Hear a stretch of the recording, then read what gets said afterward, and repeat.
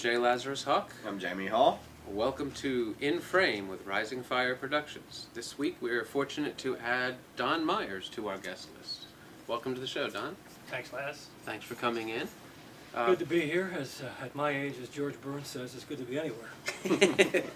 Before we jump into the show, I want to shout out two little notes on this day in history, just for personal interest reasons.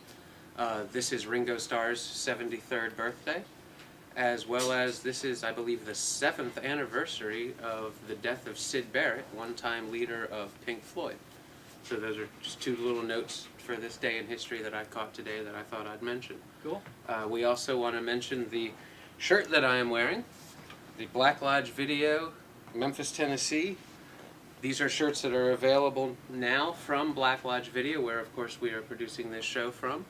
The last remaining video store standing in Memphis, Tennessee, and the best store ever. We often say that this is the library, the classroom, the studying ground for any independent filmmaker in our area to come and learn from, and a place where we as independent filmmakers have a section dedicated to our work. So we've already discussed this off the air, that you are going to package your films and get them in here on the shelves. Yes. As soon as possible. I got to move to Midtown so I can get all these movies. You know, it's pretty hard for me out in Cordova to get out here that much. But well, I guess 2 weeks ago, Craig Brewer had his Indie Origins party here. Yeah. And I ran into you at that, and you'd said this was the first time you'd been in here. Yeah, and it's really sad. Yeah, there's no excuse for that. Did you get an opportunity to actually look around at all? I did a little bit, but the more I come in here, the more I'm just amazed by everything that's available. It's a place that'll take you in. It's just amazing. It'll take you in, and you want to spend a lot of time trying. I to probably find spend things. the whole afternoon in one little corner over there, in the would horror be, section. It would be easy to do so because it really is a library of cinema, not just films you grew up on or films you want to show your family, or he's got an entire section of B-movie and drive-in. He's got black cinema. He's got foreign cinema. He's got it broken down by directors, broken down by genres. Absolutely. Right behind me, appropriately enough for my tastes, David Lynch. Everything David Lynch has ever done, from the beginning of his career right on through to the most recent thing that's been produced. And he's got a number of key directors, Stanley Kubrick, Francis Ford Coppola, Oliver Stone, the Coen brothers, Bergman, Spike Lee, Lars von Trier. I mean, you've got all these broken down, and you can actually come in and start at the beginning and watch their career. Right. And this is a place where you can come in and you can say Fritz Lang, and they know who you mean. Is there a local section yet? Have you guys? There is a local section. If you walk through the door and to your immediate right, down below is the local section. Is the Indian. It's about a shelf, which is slightly bigger than it was 13 years ago. We encourage you, as well as every filmmaker in our community that we talk to bring their films into Lodge, because good, bad, or otherwise, you put your work, your blood, sweat, and tears, and actors gave time to produce these films. It's important that they be something that can be seen. I've got them sitting around in shelves and don't have the packaging to go along with it, but I think you and I discussed that you have to do it. I'm just going to have to print You do, because, I mean, as much as we all put into doing the craft that we love to do, it's deserving to everybody that comes in through here to be able to see a Don Meyers film, a J. Lazarus Hawk film. And ultimately, they're not taking home the artwork. That's true. They're taking home the art, the film itself. Yeah. The packaging is going to stay here. The packaging is so that they can see it on the shelf, recognize the title, see an idea of what the film might contain, and then they take it up to the desk and they're given the DVD. Right. And they take that home and they watch it. So ultimately, even the packaging isn't the most important thing. The most important thing is that a local shelf have films on it. Yeah. And there are sadly very few out there on the shelf right now. I'm amazed. There's so much, so many films There that are are produced so many people done here. producing film, but even in our community, as important as this building is, there's still a vast number of us that haven't really taken advantage of what it offers. Yeah. One of the things Craig Brewer did with his indie origins, this is the only place you'll find it. It's not going to be available on Amazon. It's not going to be available on Netflix. If you want to watch it, you come in here and you get it. And at least for now, if not for all time, it's free with anything you rent. So if you come in and you want to rent a family movie, you come in, you rent a family movie, you can take that home. Yeah. It's an opportunity for people like myself. I'm trying to think of who else is represented on there. Pickle, Jonathan Pickle, Ryan Parker. Ryan Parker. Well, there's so many Pritchard, local filmmakers. Edward Velvis Phillips. And these are all John people. Morgan Fox. Well, these are people that in '99, 2001, were on the cusp of digital cinema becoming something and happening here. And these were people that, in whatever way or for whatever reason, Craig felt were important and or influenced him in some way. And he collected these all together. Now his name is attached to it, and there are markets where his name is considered a very important thing. Yeah. It's certainly a larger market than my name will ever take him to at this point. So by having my film in something with his name on it, he has given me the potential of a whole new audience. So it's up to me as a filmmaker to figure out how to take advantage of that. But first and foremost is that people can come in here and they can take that home for free. And they can see the work of myself and these other people from that time period and understand why we do what we do and where we started. And we met soon after I did Morning Ritual for the first time. Yeah, it must have been 8-9 years ago. I think I met you at Borders. Mm-hmm. You were sitting there with a whole mess of scripts in front of you, and I said, I just kind of sauntered over and I said, hey, what's going on? Are you a filmmaker? And I think you were just putting the finishing touches on Morning Ritual, or maybe launching into something else. I think I was trying to figure out how to follow up at that point. And, Morning Ritual was about 12 years ago. Yeah, so I came in week after week, and we began to have conversations. The more we got to know each other, the more we knew that we had a lot in common. Mm-hmm. You know? And I became fascinated because you were someone who, first and foremost, took it serious. Yeah. When I said I was a filmmaker, I didn't have, there's a certain number of questions that when you say I'm a filmmaker, you are always going to face. One of the many questions, do you do porn? That wasn't a question you asked. No, I wouldn't ask that. The other things are, oh, that's a nice hobby. Yeah. You didn't consider it a hobby. Then we talked further, and of course your experiences in life, the things you've done in your time as a career, working at Playboy in the ad department, working on storyboarding for films like Predator and other productions, and working in the Hollywood machine, Yeah. being on the set of soap operas with people like Dabney Coleman. Mm. Oh my gosh, what a story. And, all these things, they fascinated me, and they showed me that even at this level, there would be people out there Yeah. that maybe I could count on to help me get... That would take it seriously. Yeah. and not be the atypical flaky. When you call upon a lot of actors and you go, hey, we got this project coming up, we want you to be a part of it, everything's okay, great, and then when it comes time to do the work, then it's not be able to do it today, maybe next week. Yeah. But with you, you've never been that way. Well, I think you have to commit yourself. If you really love films, and you really want to be a filmmaker and actor, a certain degree of commitment. If you don't have it, if you don't have that commitment, then why waste your time? It's not Or someone else's. someone else's time. And ultimately, that's what ends up happening. Yeah.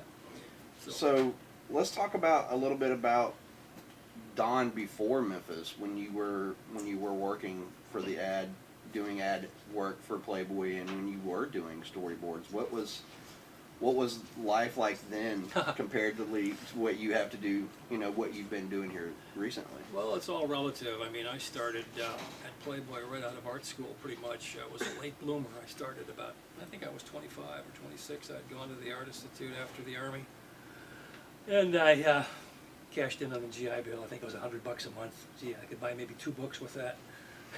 That's about it. At what time were you in the Army? I was in the Army between, I think I was 20 to 22 years of age, and then I got out. And Did you serve overseas at all? Yeah, I was in Germany. Germany? For a year. I played ball and did some military police work. Was it during Korean era? It was during the occupational forces in Germany, 1954 to 56. Okay. Yeah. But anyway, I went to school in GI Bill, and I was interested in drama and art. And the Art Institute had a good program there. They also had the beginnings of a drama department called the Goodman Theater. So we were able to do some plays and things like that. If you take a whole season, I couldn't afford a whole season. It was just too much. So I went, at night or whenever I could. Right. And kind of got some education in the drama department. But I noticed that they were casting a lot of locals for plays, and I got cast in a Tennessee Williams film, Tennessee Williams play called the El Camino Real, which is the Royal Road. Mm-hmm. And I think it was a premiere because he was in the audience. My memory serves me correctly, it was a premiere. Wow. And it was one of the first, maybe the first or second one. How many people can say they had Tennessee Williams That's sitting right. in their audience? Well, we didn't know him from Adam, a bunch of us, we were just kind of like kids. Nonetheless. Yeah, but we did get a little inkling of a rustling of excitement through the audience when, they told us, hey, Tennessee Williams is in the audience, and some of us went, so what? But he was there, and we did our little play, and he was very impressed, and he came up to us individually and congratulated us after the theater, after the performance. But so we did plays like that through the Goodman Theater, and we did Diary of Anne Frank, Bell, Bullock and Candle, West Side Story, and this was way back in the early '60s, 61 or '62. And after I had my education, or what I thought was a full education in art, which was not, I kind of went over and knocked on Playboy's doors after I saw an ad in the paper and said, hey, you need an artist? And they said, yeah, we need a graphic artist. So I showed them all my paintings, and that's not what they did. They said, well, you really need to study graphic design. I had no idea what that was. So I went back to school, studied graphic design, got into advertising art a little bit, went back to Playboy, and they hired me as a layout artist. And I began to work on an assembly line there, pretty much. Right. Cutting and pasting down, pieces of type and photostats and things like that, so that the actual 11 by 17 boards could be made into plates. And but I learned the whole publishing inside game, how a magazine was put together, how a rotogravure section was made, how the letterpress section was made. And my boss, Hefner, was kind of hard guy to get to know. So my interim boss was Art Paul, the supreme commander of the art staff, and he was kind of my guru. So I kind of hitched my wagon to his star, so to speak, and kind of, How long picked up was some things how long from him. was you at Playboy? I was there about 3 years. 3 years. I left, I asked for a $5 raise, and he says, nah, I'm not the personnel department. I don't handle things like that, so you'll have to go and see if you can get some more money. And I did, and they turned me down, so I left, and I went over to, I think it was Leo Burnett. I wanted to be an ad man. Playboy was good. I learned a lot. Of course, the parties were fun. And, You shared a cubicle with Shel Silverstein. yeah, I had a cubicle with Shel Silverstein, who was my cellmate, I should say. And he had kind of a full reign there. He was sent overseas and all kinds of places in the world to just draw and write whatever that came into his mind, and he was fantastically talented. Hefner gave him full reign, like I said. He'd come back with a whole portfolio worth of, full of sketches, and they would do a feature on whatever, they thought was timely in those days. Interesting. So he was a buddy. He wrote Sidewalk Ends, and Right. He did Light in the Attic, and then he later got into country western songs. Numerous children's books and, Yeah. and music. Amazing guy, amazing guy. And my art teacher, coincidentally, was Leroy Neiman, one of the contributing artists on the Playboy staff. Yeah. And he did a lot of early stuff for Playboy, a lot of full color work. If you look him up on Google, you'll see some of his work. I actually know the name. Leroy Neiman, just fantastic. I think artist. we've discussed him before. Yeah. So I think these people were very instrumental in my sticking to that trade, sticking to that profession. 'Cause I really So wanted to. how long did you remain an admin then? Well, I started at Leo Burnett and started as an art director, junior art director, and I learned the ropes, how to put an ad together, pretty much. Worked with copywriters, worked with photographers, worked my way up as an art director, and we would do campaigns for Marlboro, Keebler cookies, you know, some of the big craft foods was in Chicago. Chicago was incredible, and still is, because it was a graphic arts, just a great mecca for people that wanted to be a designer or an art director. If you didn't like your job, you walk across the street and you'd find another one. You'd find another ad agency that needed art directors. So it was, I mean, you had plenty of It opportunities. was a good time to be in the art business, to be in the design business. And luckily, I picked that as a career and, you know, followed it up the rest of most of my life.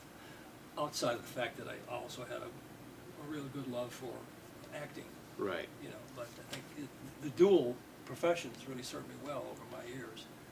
Now, at what point did you end up moving to Hollywood or moving to California? Well, that came about in probably about 7 or 8 years later. I met a lady from Little Rock after I had gone through all of what I wanted to do as an ad man in Chicago. It got pretty hectic, long hours. It was a pretty cutthroat industry Pretty cutthroat. at that point, especially. And I was really, if you saw the series or if you look at Mad Men, that's pretty much the way it was. I haven't seen a lot of Very it, but I accurate. was going to reference that because I've heard a number of people say it's a very Work accurate depiction. Weekends, weeks, there were no unions or anything to protect you. I mean, you know, It was just constant. constant, Yeah. and no phone calls. But if somebody wanted you, they send a courier and bang on your door and get over to work. You know, so you'd have to pretty much, you know, open your veins to the boss. Yeah. And since I was good at drawing, I was always a good artist. I was able to get in on all the client meetings. They would invite a client in, and a client would go over his strategy. And while he was doing it, I would sit there and noodle out a couple of ideas. And, oh, what are you doing there? Oh, man, it's pretty good. And we'd start the whole campaign right there. And they kind of like that. Today, everything's done on the computer. Yeah. Back in those days, it was all done, you know, on a layout pad or, you know, on a chalkboard. You actually had to show your artistic, Yeah, you know. and I was probably one of the few people that could draw that fast and really knock those art director sketches out. Which actually is a natural progression for storyboard work. Yeah, and that's how I got into storyboarding later on. So, what was the first film that you did any storyboarding on? The first film, I actually did a couple of them. I worked out there for, this is a big jump now, I'm jumping from Yeah. the ad man to, I worked on Predator, of course. I got into some of those nice little projects through my ex-wife, who was a screenwriter. And we had been married, I met her in Chicago, and she was from Little Rock, and we just got tired of the rat race. She was also working for an ad agency.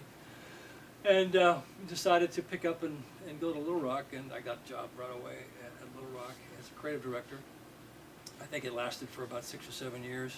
Couldn't go any farther, so things didn't quite work out. Marriage kind of fell apart. She moved out to Hollywood first, and she followed up her wishes, or her, you know, she wanted to really get with a couple of agencies out there that could, you know, push her career, and she did. Right. So she got with a couple of folks, and she got hooked up with Jerry Zucker, who did Airplane Mm-hmm. and some of those kind of films. And she was a rewriter. She polished scripts and things like that. And when she would come across a part that she thought I might be good for, she'd ask me to audition, you know, get me into an audition. So that's kind of when my art career kind of morphed into, you know, the films. Okay. And but it was kind of good because I was doing two things at once. I was, you know, at that time it was kind of tough out there because the, you know, mortgages were high, Mm-hmm. car payments, kids in school, things like that. So you had to make a lot of money to survive. And that's pretty much how it is today. Today. So it's something that hasn't changed. It hasn't changed very But much. California economy it's sort of like a roller coaster. It's kind of cyclical. You're riding high one day and you're out on your butt the next. You know, so she got me into some auditions, and she also did some writing for some soaps, and I got some parts in some soaps too. I think that's where the story. Yeah, that's what we were talking about, the Dabney Coleman story. Things come in, and she got me into one of the soaps, and I was featured in as a client, and Dabney Coleman was my lawyer, and this was sort of a pre-trial thing, and we went to rehearse, and rehearsal went well, and we came back out on the set like this. In those days it was live tape, pretty much. I guess it is today too, but it's more digital. In those days it was live tape, and so we got to the part where he was interviewing me, and I had to come at him really fast with a lot of dialogue, and it was a back and forth thing. And so I shot a bunch of questions at him, like, what do you want me to do? I told you what I wanted to do, and you're not listening to me. You know, you're my lawyer, you're supposed to listen to me. What the hell's wrong with you? And he just froze. And I'm sort of like, you know how you kind of want to kind of move somebody along and the other person is not going there? And he just froze. So I had to kind of ad-lib through it, but the director wasn't buying it. So he said, cut, and he tried it again, and we did it again, and he got a little further, and he froze again. So he just, you know, he said, see ya. That was the end of that. So Dabney Coleman was fired off of the But, set. you know, but I was trembling because, you know, he was a Broadway actor, and a good Right. actor, and I thought, geez, you know. And a fairly big name. Yeah, pretty big name, but when I saw him do that, well, hey, it can happen to the best of us, you know. Now, from the acting, did you then start behind the scenes work as well? Yes. Or were you doing both at the same time? I was doing both at the same time. I wasn't getting a lot of acting assignments because I was just breaking into the setup out there. And it was tough. I just got my SAG card, and I had to audition a lot of different places, and I was living in a couple of spots, so you had to be fast and get those auditions really fast, because out there, when you go for an audition, there's just not 5 or 6 people. There's like 20 people. So you better know your stuff, you know. Be prepared. So I had to know that whole situation and get through all that. I really studied, went pretty hard at it. But I also freelanced for Universal, and they hired me as a creative director, freelance-wise. I was a contractor. So anytime they had extra work for me, like storyboarding and things like that, creative assignments, did commercials, I did some writing, some drawing, I did a lot of, even did some set design as an art director. So I kept busy doing that, and in the meantime, I would, you know, run out to these little casting situations. And On the art director side, were there any key films that you're proud of? Or? On the art director side, I worked a little bit on Ghost, on some set stuff. Okay. For that, and Predator, of course. You know, Right. We did on that. And there were a lot of other little films that I worked on that I won't even mention, that were pretty bad. So, out of all of them, which one, you know, I mean, the ones that you can mention or want to mention, which one was the most of the favorite of yours? I think Predator was Predator? really good, yeah. That was, it came together pretty well. What portion of the movie did you work on? I worked on the initial storyboards. Oh, did you? Yeah, and then there was a bunch of us that were working on various parts of it. It was split up in sections, and that's just the way they work sometimes. You know? So you were there for the whole Van Damme. Van portion Damme of came in, and he auditioned, but he didn't do the actual. Yeah, they didn't put him in. No, like, they Peter, can't think of the guy's name. Tall Tall foot white eight, guy. He black recently dude. passed away. he recently passed away. He, But a lot of people think it was he was Van also Damme the- that did the Predator. He It was also not. Harry from Harry and the Harry, Hendersons. that's the one. Harry and Yeah. I don't know why. Kevin Peter Hall, that's Yes. it.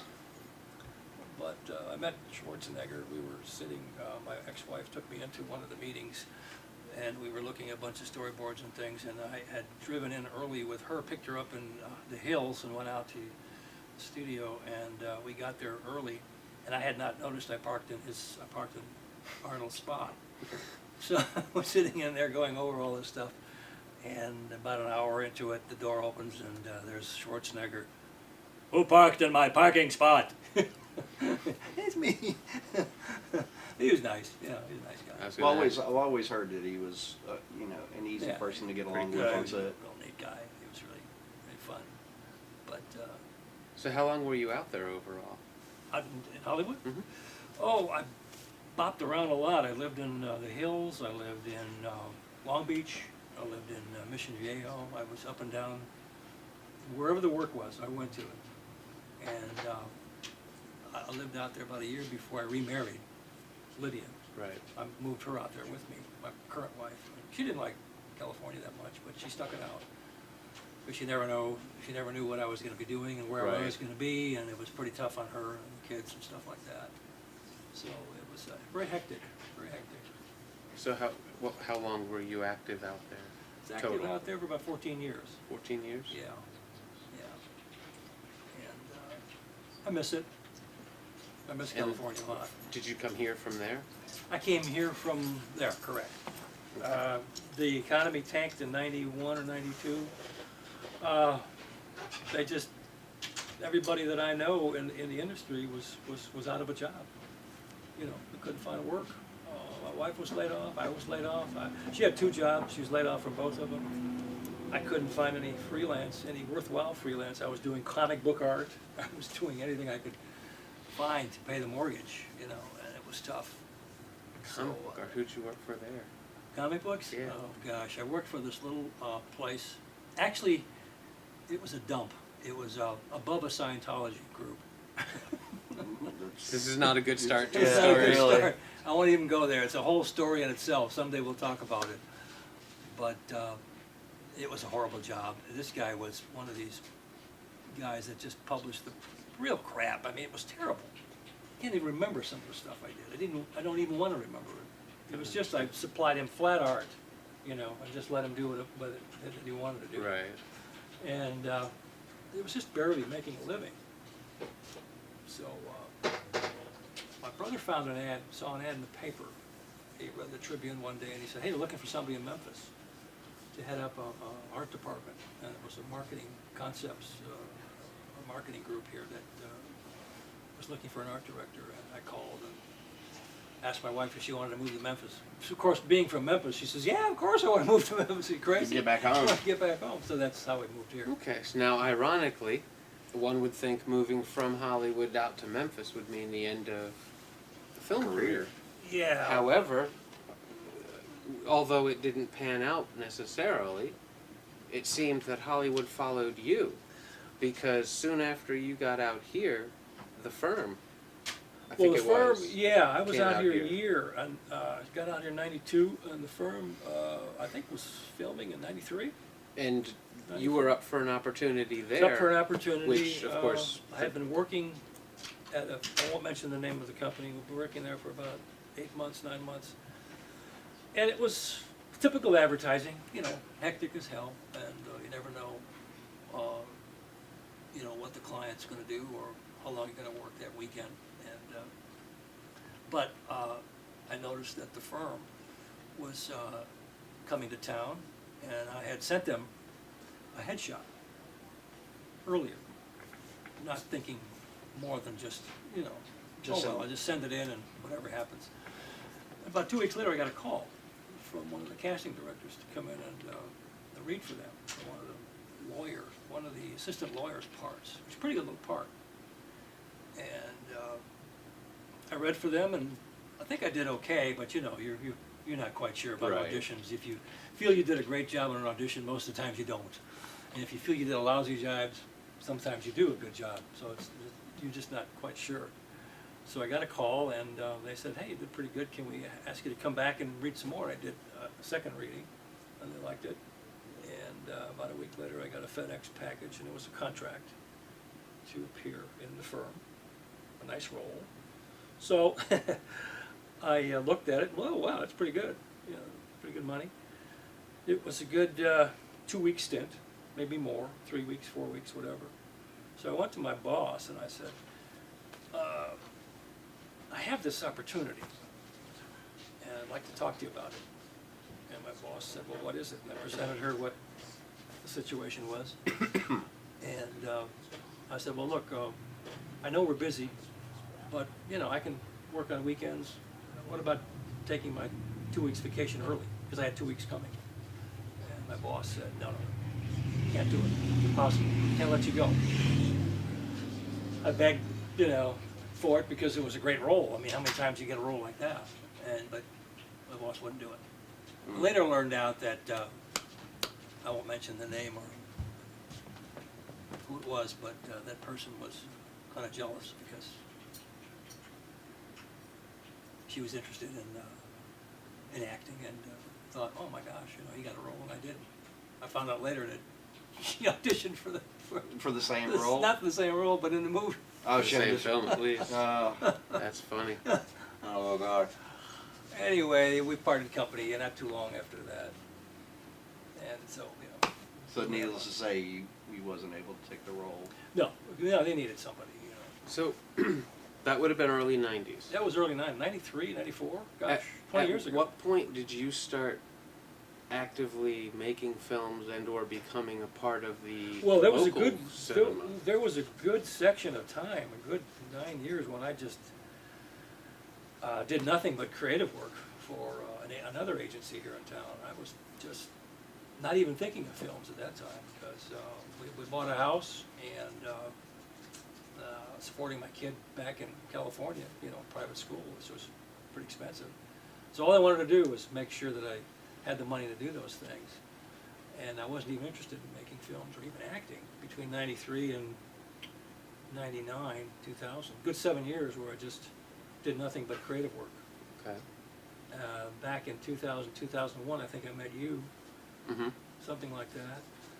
It was, well, actually, I do think we met briefly in 2001, Yeah, before Morning Ritual showed. yeah, I ended up quitting the job I had at the time because they wouldn't allow me the time off. I had requested the time off. They made a schedule, gave me the time off. right, And you're not allowed to request time after, you know, if it's this many days away, you can't do it. right, And less than that many days away, they went ahead and changed the schedule. yeah, And I found out that I had to work the same day as my film premiere, so I ended up quitting that job. yeah. So I think we met briefly at that point, But you know, but then it was 2 or 3 years later. not a lot was going on locally. Not a lot was going on between 94 and 2000 here in Memphis. Well, the digital cinema hadn't happened yet. No. So it was you know, pretty quiet. Mike McCarthy was one of the few guys running around town making films at that time. Yeah. Hey Matt, what's the name of the collective that's a part of the Indie Origins? You mean back in the early days? Yeah. You mean Morgan's people? No. The ones that were doing all the 70s era styled crime drama. Are we talking about the American outfit that was making? Yeah, they're in Indian Origins. They're premiered in Indian Origins. Oh, I'm trying to remember which. It's It's right on the tip of my Yeah. tongue. You mean like Shrewsbury's? No. Oh, Kelly O'Quintar? Say it again. Kelly O'Quintar's people? No. There's It's like a a group. group name. Yeah, it's like a group collaborative What name. was it? I'm trying to remember who Oh well. Who? It is what it is. Can't remember. Anyway, Can't remember. None of us They can. they were one of the few groups running around. Yeah. You know, Mike and them were running around making films, Right. and they were doing a lot of stuff with car chases. Well, crime drama. It I was. thought that was Kelly O'Quintar's people. What was the name? I didn't know the name of their grouping. He might have been one of them. They It was, may have mentioned it in there. I think it was 3 of them that worked It's like, together. Yeah, it's like 3 directors, they all wrote. Yeah. Yeah, I can't remember what they called themselves. Yeah. Okay. Well, Gr- Alright. Whatever. But it was a grindhouse kind of a name. Oh, But anyway, it was just I was not aware of the film community in those days. You know, that between 90. Fine grind films. Fine grind film. Fine grind. that's it. Okay. Fine grind. You had them. You had Mike McCarthy. Yeah. And that was it. I mean, even Craig Brewer at that point was only thinking about it and writing. I think he'd done some plays at that point, Yeah. but he was working in a bookstore, Barnes you know, Noble. reading about scripts and Yeah, stuff. Right. Well, I think after I met you, I began to kind of research. Didn't research, but I found out that there was some interest in some, you know, films in town here. I think the Little Film Fest started up Soon back after, in 2002, 2003. Morgan, John Fox. The media co-op. And I went over to one of the sessions there, and I think there was like 20 people in the audience, and it wasn't much back in those days. But he got up and talked about starting up this group, making films in Memphis, 5-minute Short films. Short films, and it was some interest, but not a lot. Right. You know, it started slowly, and then week by week or month by month, it just got momentum, and more people got into it. And after a couple of years, it became quite a nice little niche for people that wanted to do short films. Take the challenge, you know, of making a short film and getting it out in 5 minutes with actors and a story that you had to come up with, and you had to adhere to a certain theme. Themed and criteria. Right, and criteria. And I found that really challenging. It was really fun. I enjoyed Now, it. was the Ancient one the first one you did? Yeah, that was the first one. You and I did that. Okay. together. That was the first one. I did the first 3 or 4 with Yeah, you. we did Uranus and the AM, and George and Martha. George and Martha. The Elvis movie. Elvis Schmelvis. I was Elvis gonna say, I know there was another one. Elvis Schmelvis, the Ancient one. We did about 9 or 10 of these things, and each time we did it, it was more and more interesting and more fun because. Well, it was, and this was what I was going to start with. Actually, was that when I had made Morning Ritual, Craig gave me a lot of everything I needed. Yeah. He provided the location. He found my actors. He gave up the Yeah. camera for it, Yeah. and then ultimately he gave me the camera, and go forth, young man, make film. Right. And to run into you, someone who took me serious when I said that's what I wanted to do, those little projects, Yeah, love they were- them or hate them or Right. no matter what, They were just fun projects. they were fun projects.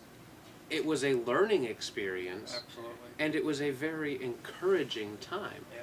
because it was a good experience, and it was looked at as, even though it's fun, let's be serious about doing it. Mhm. Get it done and make it the best we can make it under the circumstances. Right. Right. And over the course of 3 or 4 different projects, I learned a little bit. And I got to know a lot of people in town that just blew me away in terms of acting. You know, Ellen Bowman. I never knew her before. That Mhm.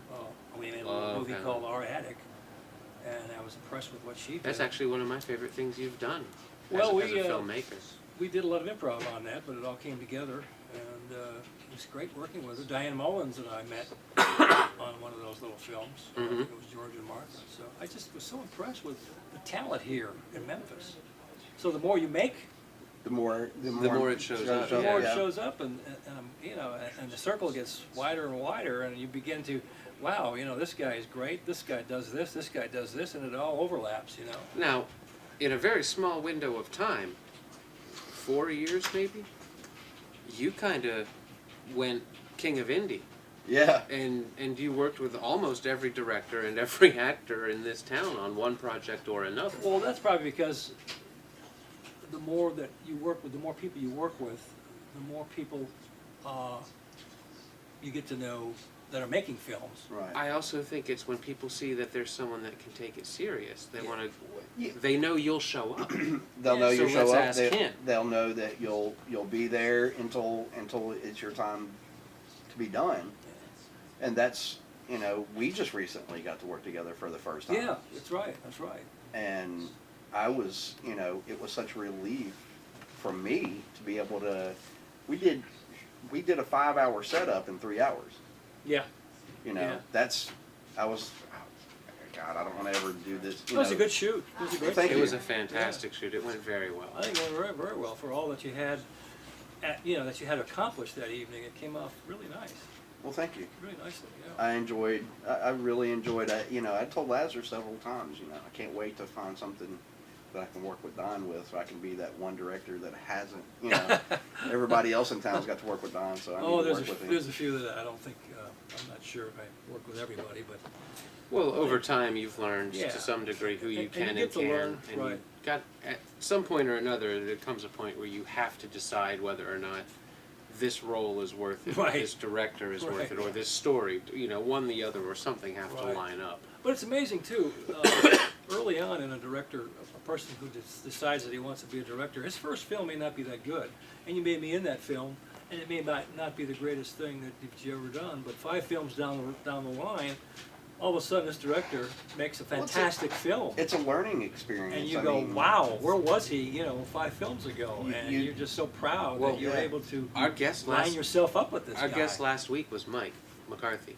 Yeah, I saw that. And I have a certain taste in film. I appreciate his early work for what it is. Yeah. But I have a certain taste in film, and B cinema isn't really it. Right. But Cigarette Girl is nothing like his other work. No, it was not. So you never know where someone can go until they go there. Yeah. And he made another little short called Goddamn Bedard, which took about 3 years to complete, but it was painful. But it was also a learning experience. It was fun. It taught me a lot, and I think it's one of his better outings. I think ultimately, having fun is definitely a necessary aspect. I think so too. At least to us, you have to be able to have fun on set. Yeah. Otherwise, it becomes work, and when it becomes work, you're losing the passion. But at the same time, there has to be enough of that passion present that outside of having fun, you are still being productive. You are still doing the job of what needs to be done. I think if you find yourself working with professionals, there's a level of fun that's just there. You go into a mode where it's just, you all know what you're going to do. We all know what we're going to do. Let's just have some fun now. I think we have in the production of The Nature of the Beast trailer, I think that alone sets us up to see the difference, because we have a lot of actors that have never done anything before. And then we finish it off, and we've got we've yeah. got Keith Goff, we've got David Tankersley, and a couple of other people, including Ken, all on camera. Right. But all of them have been there, done that. Yeah. They all know what's going on. You and Keith were on point. David is always on point. And like he said, what should have taken about 5 hours, 5.5 hours, was done, wrapped, and cleaned up in just over 3.5. About 3.5 hours. Another thing too is when you begin to make films, you begin to call on the people that are really dependable. Like some of the people that I've used over and over again: David Tankersley, Door of Armor, yourself, Dorvis, also a part of the Marguerite Hivitz, Diane Mullins, Helen Bowman. These are the people that are always going to be there, always going to give you the most, 100%, always give you 110%, and you know that when the time comes, even when you have to go outside the script a little bit because you're not too crazy about that part, that actor will come up with something astounding that you didn't even have in the script, which happened in our attic, with Helen's fantastic yeah, with that. So I just let her go, and she and I did that whole table read, that whole table scene, just improv. And another little film that Anupam Lahiri did was A Little Lost. Mm-hmm. And my scene in there, which I think is on one of the clips I'll show you a little later, began from just a sentence or two in the script. And Anupam came over and said, could you do this a little bit better than the way I've written this? And I said, sure. So I didn't have it rehearsed, but when the cameras rolled, I like about Al. when the cameras rolled, I just improv, and it worked out perfectly. It was about a 2-minute sketch, and he was just like, "What? Where did that come from?" I said, "I don't know, Al. It just came from within somewhere, Well, since you brought it up, let's go ahead and take our first cutaway and take a look at that clip, because Kent said he does have that up there. Yeah, so. it's part of a film called A Little Lost. A Little Lost by Anupam Lahiri. Never heard of it. Seen him? No. Nice.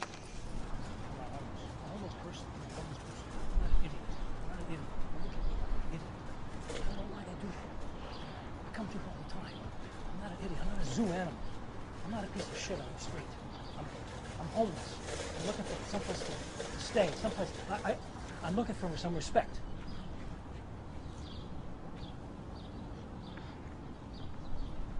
This is a piece of shit. Sir, What do you have want? you seen this man? No, I haven't seen that guy at all. I don't even know who he Thanks. is. Wait a minute. I used to come through here a lot. I'm not coming Sorry. through here anymore Sir. because people don't treat me with respect. People just stop. They stop their cars. They get out of their cars. They look at me like I'm some zoo animal or something. I'm not. I'm a homeless person. You understand what I'm saying? Yes, sir. I need some help. I'm not an idiot. I'm not a jerk. What the hell am I going to do with that? I can't even buy a cup of coffee with that, for crying out loud. Sorry. That's just change. I need something better than that. Change is nothing. Treat me with respect. You know what I'm saying? I need respect. People are homeless. People should understand that. They just can't come here and laugh at us and stare at us like we're a bunch of zoo animals. I just need respect. That's all I'm asking for.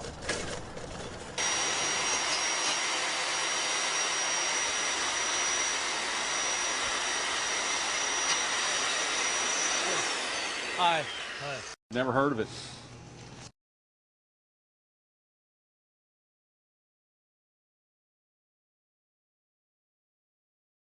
All right, that was a quick look at a clip from A Little Lost by Anupam Lahiri.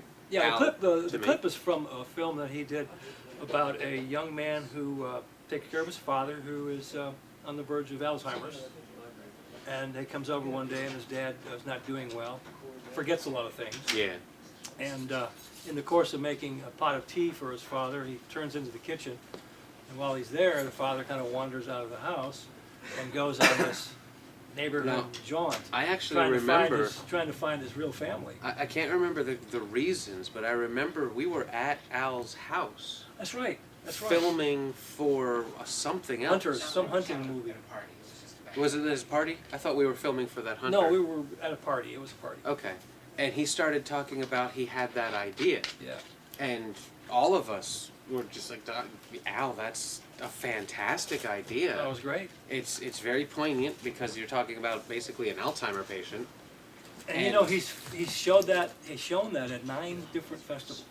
I think he's got 2 or 3 awards. I was going to say, it's doing very well for Yeah. him. So And I'm so proud of him.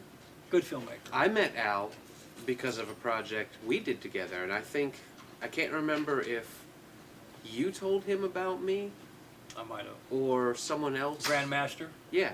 We did Grandmaster I think together. he had you pegged for Grandmaster already, and then because you had worked with me on Ancient One, George and Martha, Uranus in the AM, Yeah.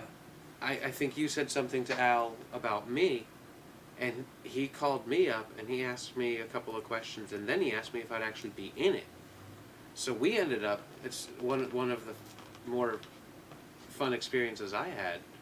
Where I'm jabbing you in You the and back. I ended up on screen together. Have you seen that? I have not. That's know, I've there- heard about it, but That's I what I haven't, need I to haven't show seen you. it. There's one part in there where we're playing chess, and I'm kind of this mafia type guy, and I'm playing a chess game with him, life or death. So at one point in the session, I remove all the chess pieces, and we're playing it with a knife now. And My hand is your tied. hand is tied to a table, and I actually had this, what is it, 6 inches, 7 inches? 6 or long 7 inch blade. And we didn't practice much. Nope. So we were going like this. Oh, and yeah. I have no idea how that worked, because I think one time I actually did jab you. You, didn't I? you got me on the edge just Yeah, I once. mean, I thought for sure there that I was going to slice a finger Took a off. finger off. No, I've seen the one with you and Helen Bowman in it.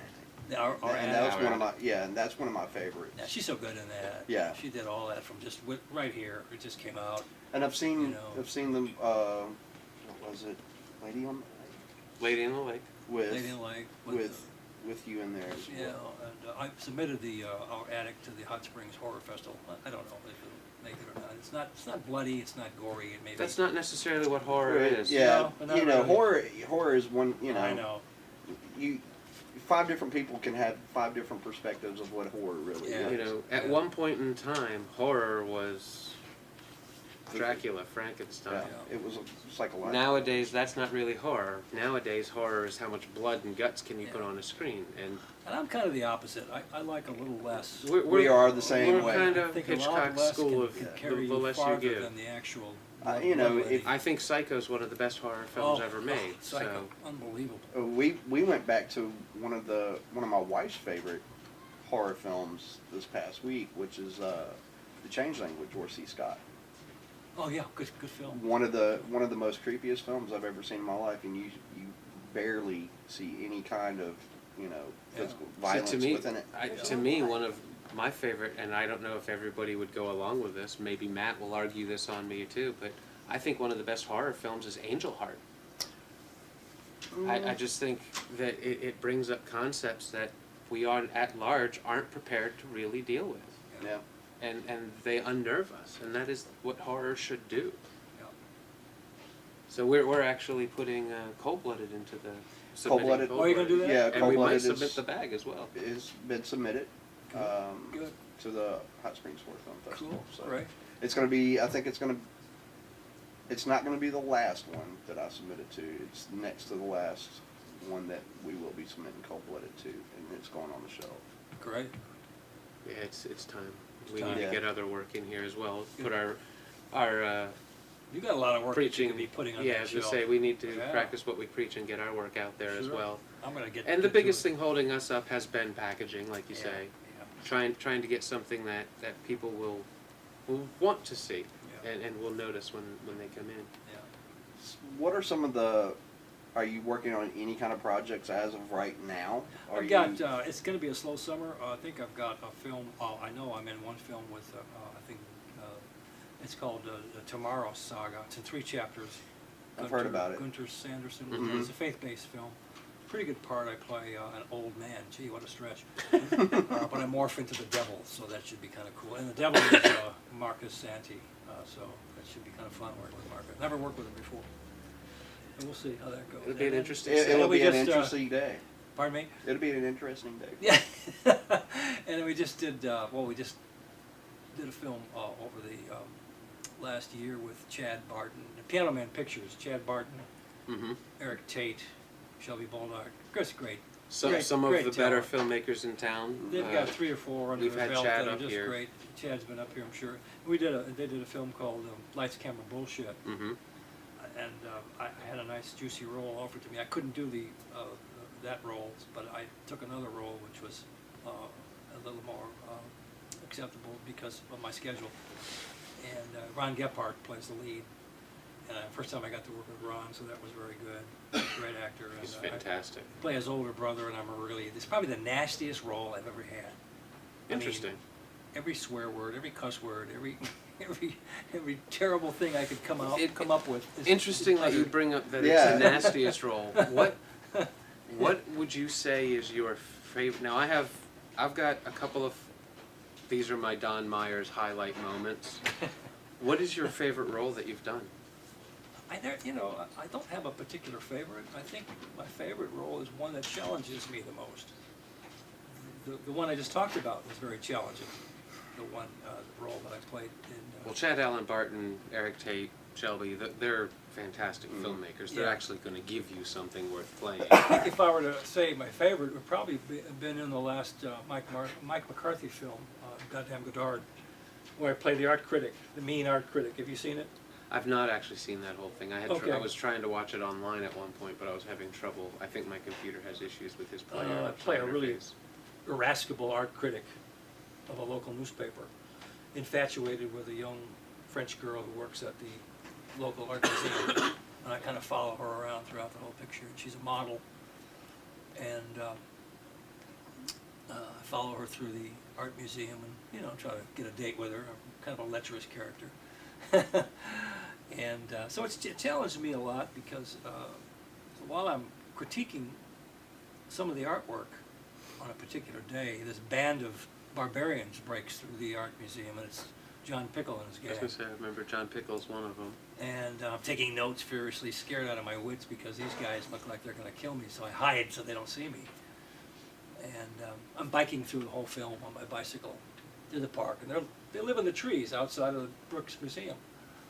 And they see me biking toward the... It is Mike McCarthy. Yeah, it was originally called Alien in the Park, but he changed it to the Goddamn Godard for another reason. Anyway, so they follow me out of the trees, confront me on the steps, and kill me. But it's that scene the most, I think, that challenged me because it was physically Right, I remember very, you very telling me difficult. when I it had happened. bruises and blood, and man, I'm telling you, it was tough. It was like 100 degrees out there. So I think on the 2 Mike McCarthy movies, those are the 2 films that challenged me the most: Cigarette Girl and... I was going to say, Cigarette Girl, the doctor. Now, I can't count how many times you've played a doctor.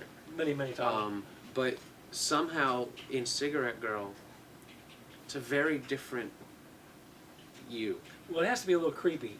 It was the first time I saw a role that I really felt you didn't play a lot of your traits in. You really found something different.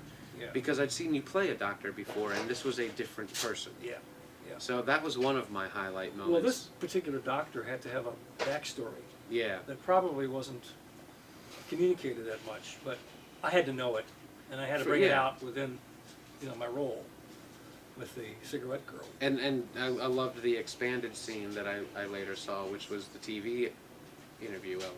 'Cause Oh, you didn't see originally- that before? Well, originally, I don't think that was meant. No. I think he shot that later. Did he put the morgue scene back in it at the end? I think they're going to. He's They're actually actually doing. they're a redoing it remaster. for a DVD release. Okay. I don't know exactly when that will be. He did say hopefully soon. The morgue scene was tough to do Um, because it was filmed at the brewery I was going to say, in the middle of winter, and it was like, what, 45, 50 degrees in there, and if poor not Corey- colder. We filmed cold-blooded in there. It was 29. Yeah, So. Yeah. Corey Dowles is in fishnet, in a halter top, and I'm just in a coat. And to get our lines out, we were frozen. And Mike kept going, "Oh, Mike, are you listening?" Mike kept going over and over and over the scene, and we just wanted to get through it. And I didn't think it was done that well because we were not concentrating that well. Although when you see it, And when you see it, I play it back occasionally. I go, "Now where did that come from?" it really has the elements that it should have had. And, Yeah, and I that's thought it amazing. was one of your stronger performances. Thank and you. of course, I've mentioned to you before, possibly my favorite role that I've seen you in is Cherry Blossom.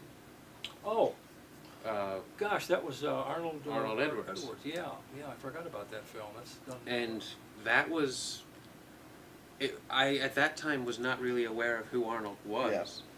And I Good saw filmmaker. this, Arnold's a great I saw filmmaker. this sepia-toned period piece spoken, voiceover film, and I was already of the opinion that voiceover films aren't strong to watch. I Yeah. made one that I didn't expect it to be as good as it is.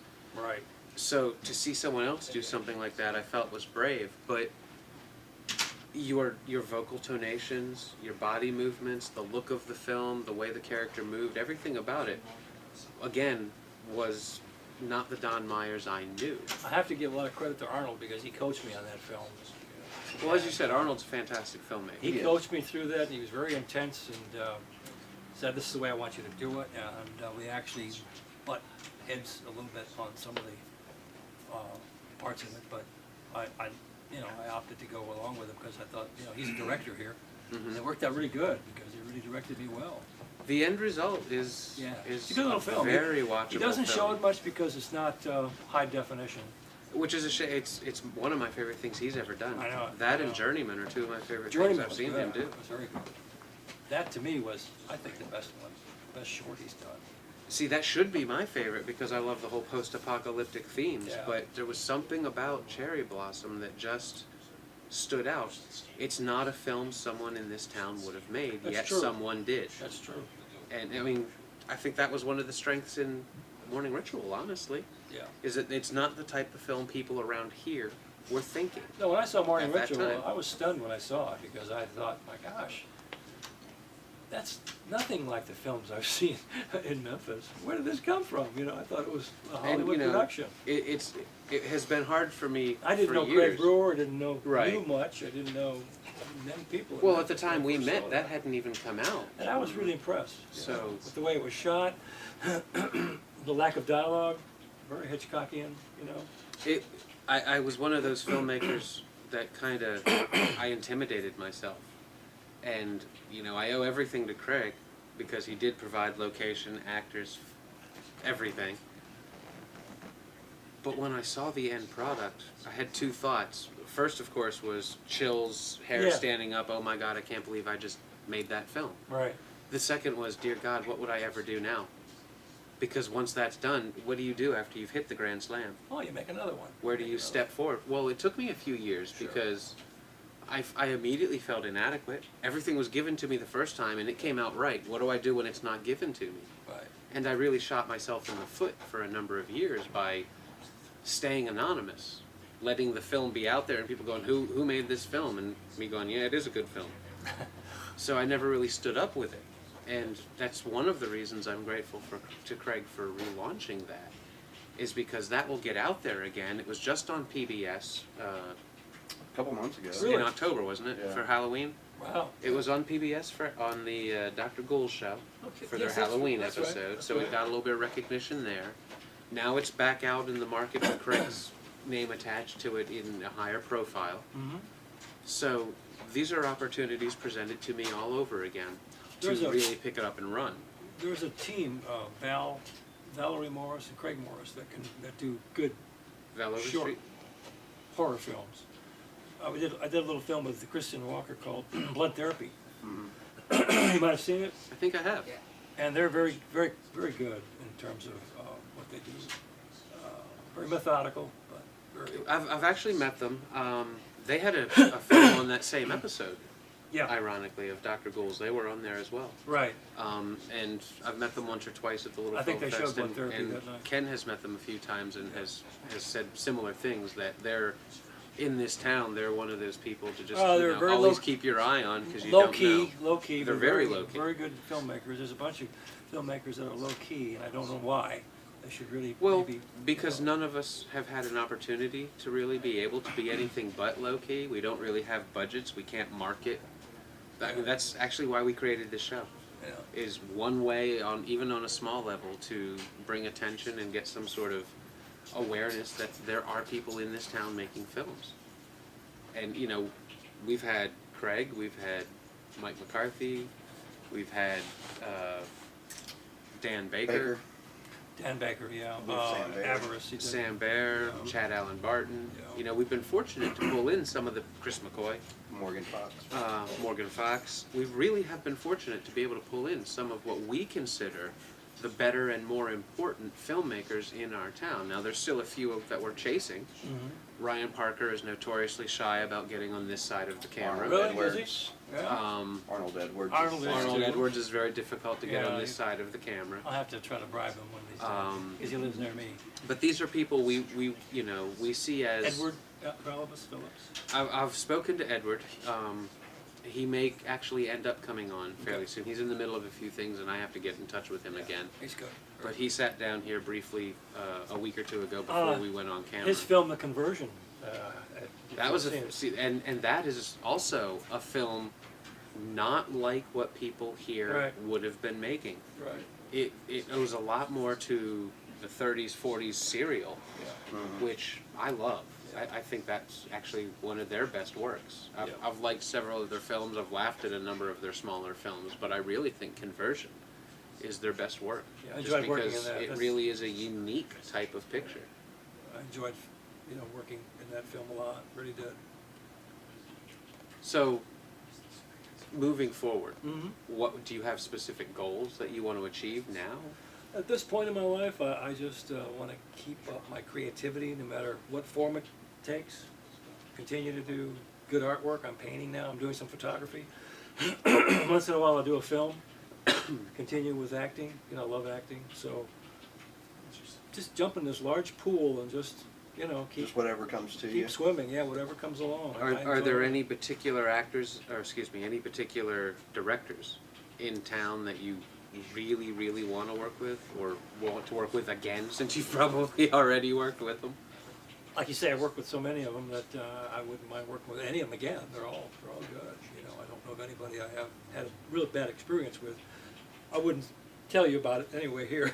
Well, But, I know there have been like on Mike McCarthy's set, and no reason to be shy. Right. Mike McCarthy is a very erratic individual. Mhm. Even on the show, it was hard to keep him on point sometimes, I and he noticed knows that. this. I noticed that. But you can have this amazing blow up with Mike on set, Which I've had. get through the scene, Mhm. and then it's like it never happened. Yeah, he screamed at me in Goddamn Godard. I wasn't doing something right. The scene that was cut out was me putting jelly on a piece of bread. And Mike did about 12 takes of me smearing jelly on a piece of bread. And finally he said in desperation, "Well, I can see you've never worked in Hollywood, damn it." Well, in his defense, I said, "Wait a minute, hold on." in his defense, Stanley Kubrick on Eyes Wide Shut. Yeah. How long did it take him to shoot that one scene with? Suddenly the actor's name completely. Tom Tom Tom Cruise. Cruise and Not Tom Nicole Cruise. Kidman. I think I've seen The it. older gentleman that's in it. I don't remember. Sidney Pollack. Thank you, Sidney Pollack. Sidney Pollack, yeah, right. How long did it take to film that one scene with, up until that Yeah. point, Sidney Pollack was like, working with Kubrick won't be so bad. I want something different. What do you want? Different. What do you want? Different. Well, that's You true. know, And David Lynch on the set of Twin Peaks. Peaks. There's a sandwich eating scene. All he has to do is bite the sandwich and deliver Well, a that's line. kinda what I and was it took doing. him all day to do it Yeah. because he Yeah. just didn't. That's He not wanted what I more. want. That's not what I want. That's not what I want. well, you get this piece of bread in your hand and you get the jelly on it, and after a while you just want to take it. All right, what do you?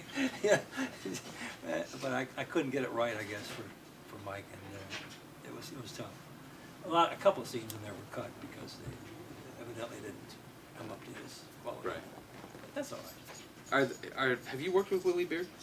I just did.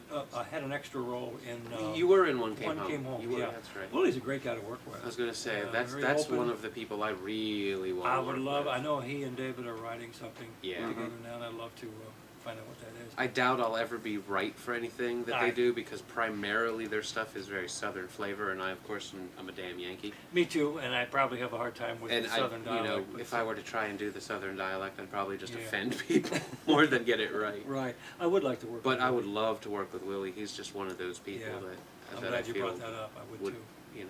and Yeah. he's someone we want on this show. Yes. Yeah, absolutely. You He'd know, come I mean, on. I'm sure. he has probably more history of filming in this city than just about Oh, God. anybody I can think of. Absolutely. Documentaries, blues, Everything. lots of things. You said there was going to be some periods of time that you wasn't going to be doing anything. When you do get to that point, do you have some films that you're going to be doing? I have a as couple far little as- films. Yeah, I've got one script that just doesn't seem to want to get into a film, but it's a film that I've had some people tell me I need to go ahead and make it, and that's called The Family. It's a short 8 or 9 page script about us growing up in the war years.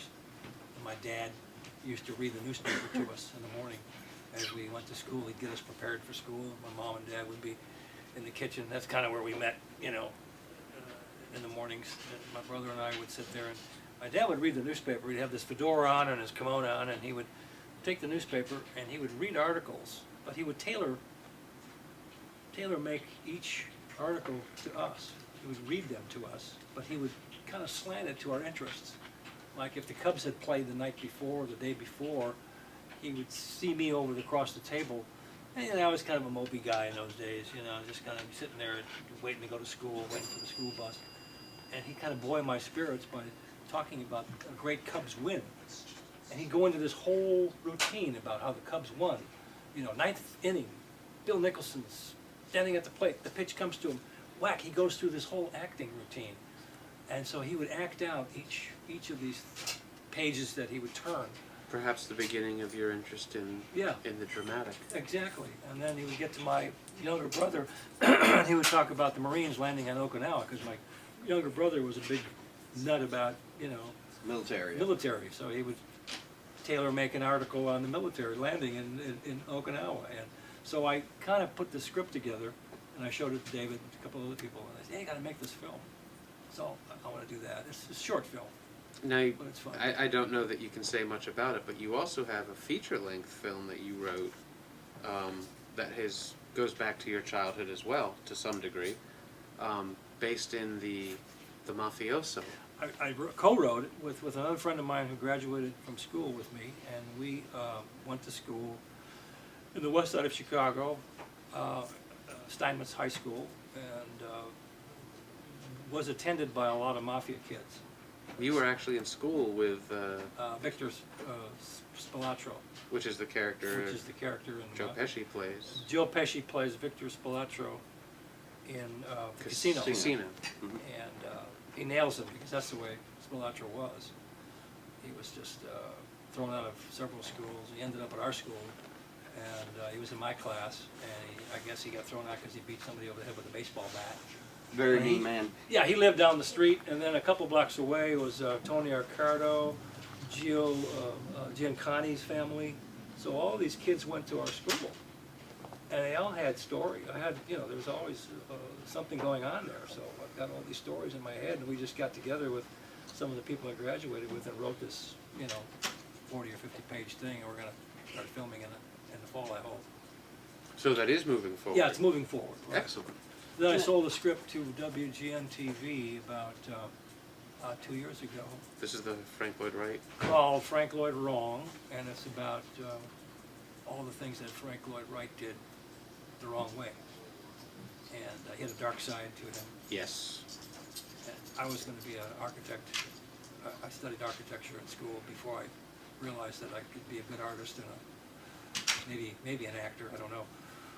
And so I picked up on what he did, researched him, because he was a fascinating character. He was, he's one of the great architects of the world. Mm-hmm. And I was fascinated with his, with his stories and the buildings that he constructed. But I also found out that he had a dark side. This really, intrigued me a lot. So I get into all of this, and I wrote a treatment for a PBS outlet in Chicago, which is WGN-TV, owned by the Tribune building, Right. Tribune Company. And they bought my treatment, and so I had to do a actual presentation and write a semi-script, really, and they bought that. But it's bogged down now because his family is taking exceptions to the fact that I've kind of gotten into all Opened the closet. opened the closet of all these skeletons that Frank Lloyd Wright had. So right now, I have an entertainment lawyer who's, Fighting for it. Yeah, fighting for it. But I sold it. It's out of my hands. I don't care. Now, you were also, correct me if I'm wrong, you was in Antonio James's movie Trey? It was in Trey with With Keith. Keith Goff. And with Door of Armor and myself were in Trey. How was that? How was that experience? I know Antonio wore a lot of hats. Bad. Let's just say it was a bad experience. Bad experience. Yeah. I don't know how to say this. I hate to, disparage anybody. I won't disparage him, but Well, he don't say anything you Yeah, don't want to say. yeah. No. He didn't know he didn't know his equipment too well. So one Saturday, the Dorv and I showed up for the shoot. He didn't know how to operate the camera. So after several attempts at getting this thing moving, we were out at Ernestine and Hazel's, on the second floor of the famous place where everybody Oh shoots. yes. Oh yes. And Dorv and I had some really intense scenes, and we went over them and over them. And each time we did them, it was better than the last one. But he's not getting any of it. So, me, I get pissed when things don't go right. And I just said, wait a minute, stop. Antonio, I don't think this is working. What do you mean? I said, first of all, I don't think you know this camera too well. Because it was this huge thing. I have no idea what it was. I never saw any camera like this before. And he was not shooting at all. It wasn't shooting. Mm. So we came back the next week. I said, let's just break the whole thing down and come back the next week. And we'll redo it. He came back well prepared the next time. And we did it. And Dorv and I did the ending of the film. Right. Keith Goff said it was good. I didn't see it. I was still pissed. If you're watching out there, I'm sorry. Well, I think Antonio went out to L.A. He's out in He's LA. out in LA? Yeah, Yeah. he's out in LA. I think he He's came trying back. to push it. He is trying to push it. I've heard that it's gotten some kind of distribution, or I there think- were some distribution I talks. I think with there it. was some sort of interest at Yeah. I'm least. interested now in seeing how, what happened. Well, I know they just recently had a premiere of it not too long ago, and Antonio was back in town. Yeah, Right. Yeah, I didn't go. But we weren't able to make it to that premiere. I really wanted to go because I met Antonio right after he had written. Yeah, I was one of the first people to read Trey, okay. and Well, I think the DVDs are coming out in August. I think they are as well. Yeah. Keith had said something to me about it. Yeah, And hopefully there'll be one in here, at least one. Yeah, so we'll see what it looks like. I haven't seen any yet, but I wanted to make it to the premiere, but due to some other Yeah. commitments, I wasn't able to make it out to that premiere. Keith said it went very well though. And Good. I was happy for him. That's the first time I met Keith, by the way, too. So, Keith is a great guy. yeah, he's a good guy. Keith Goff is a great guy. I like working with him. I was going to ask, with all the different experiences and all that, you finally worked with my partner. Yeah, yeah. And I know I had a conversation with Dorv Yes. a few weeks earlier than that, and he said that he'd spoken to you and you had said to him you know you'd never worked with Jamie, you'd spoken to him, but you didn't know how he was as a director, so you didn't know what to expect. Right. And Dorf told you to just not to worry about it. Yeah. You'll have a blast. They're on point. They know what's going on. I was blah, blah, impressed. I was very blah. impressed. How did was your really experience go? He was prepared. He brought everything to the set. Everything was set up when we got there. I think I waited half an hour maybe We waited for about 45 minutes to Yeah. get, Which to is get you out there. you know when And you're that was talking about just- lighting setups that was just- in a changing Yeah. environment. Yeah, getting lighting set up. I was waiting for it to get dark enough outside. I always call people out a little bit earlier so they can kind of mingle Right. with each other and. But no, the way you handled it, I was very impressed. So Thank you. anxious to work with you again on anything that I comes can't up. wait. Can't wait. Excellent. I'm writing now. So. Are you really? Yeah. I'm actually. I started. I have two other films that besides Nature of the Beast, but I can only tolerate. I guess you could say. You know. Yeah, I've one got thing at a time. I've got a short film, Afterlife, that we're actually working on, getting everything prepared for. The Nature of the Beast is my baby, you know. Yeah, And That's the big one right I kind now. of coddle the ones that I consider my baby, but we've been given permission to adapt a movie off of Goodnight Moon by Jack Mullane, which he wrote back in the '80s, and I'm also writing a feature now. It's going to be one of those gore fests, you know, that we've all been talking about, but it's got a great story behind it. Great. So I keep Don Meyers in mind when I'm writing. Well, if so. you need an old man that And, you know, that you can in fit in addition somehow, I'm here. in addition to the features, because we know it's going to be time between. Yeah. Mm-hmm. We're looking at smaller productions, Sure. ways of keeping ourselves active, and you know, ultimately, I think I've had this conversation with you before. Being a filmmaker, as such, isn't really my goal. I want to do serialized television or serialized productions where you tell a bigger story over episodic pieces. Right. Whether that's in the format of the cliffhangers from Republic Pictures back in Yeah. the 30s and 40s, or whether that's a TV series, 1 hour here, 1 hour a week later, or a web series where it's however long, however often, but some sort of serialized.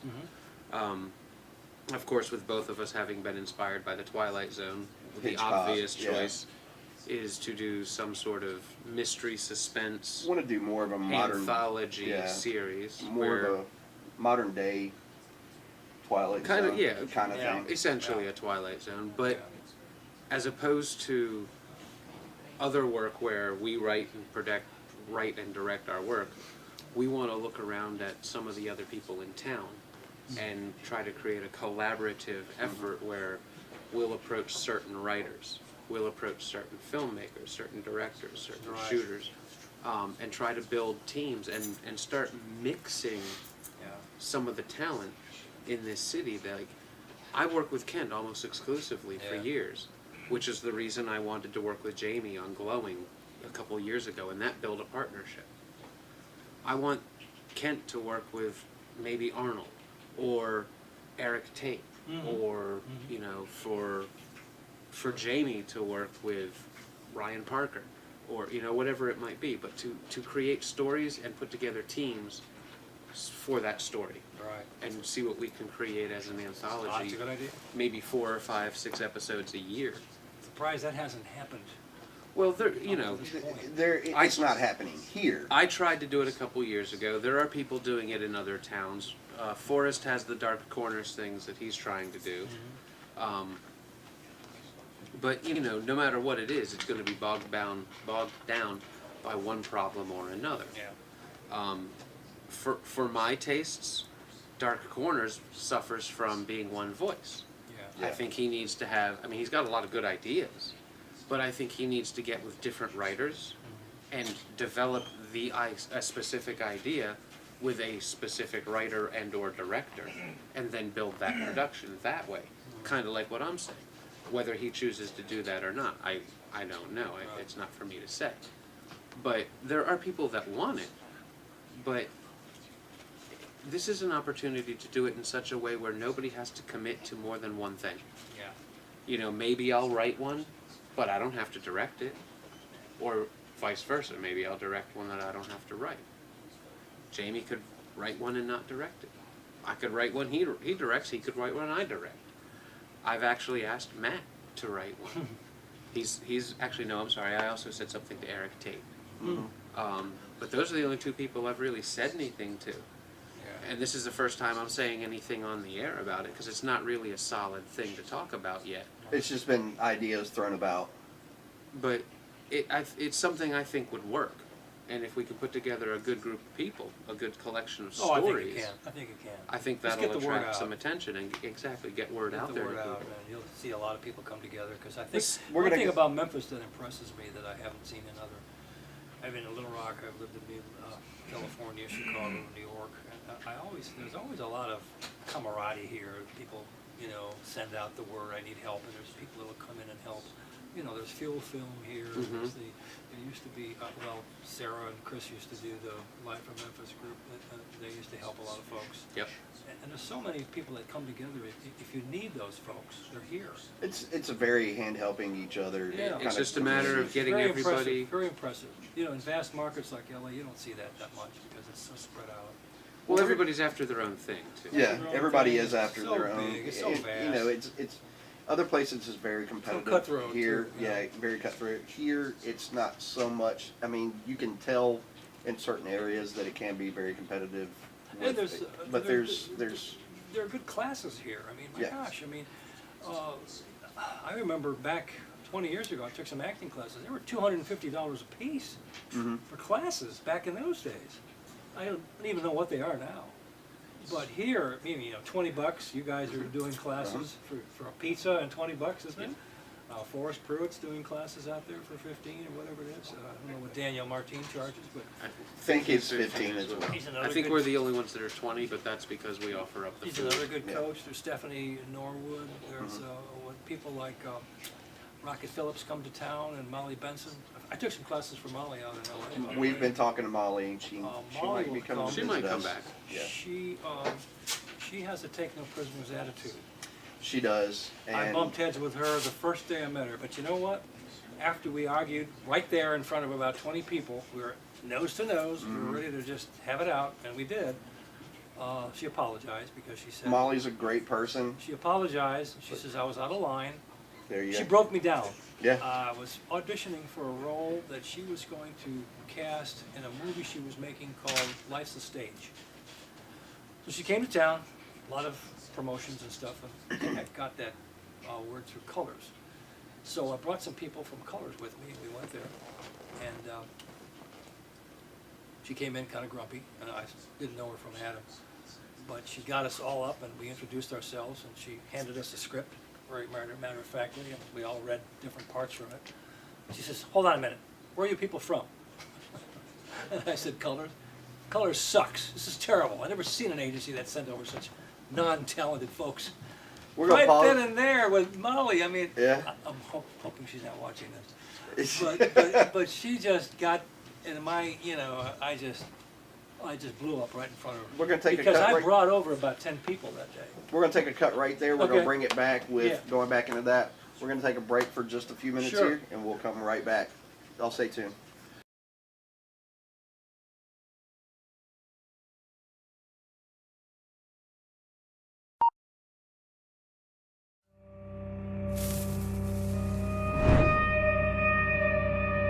When I was a teenager, it was an accepted part of the culture. And now it's 2035 and smoking has become a liability and a privilege.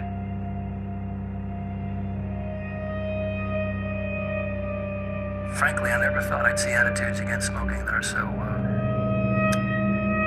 fascistic.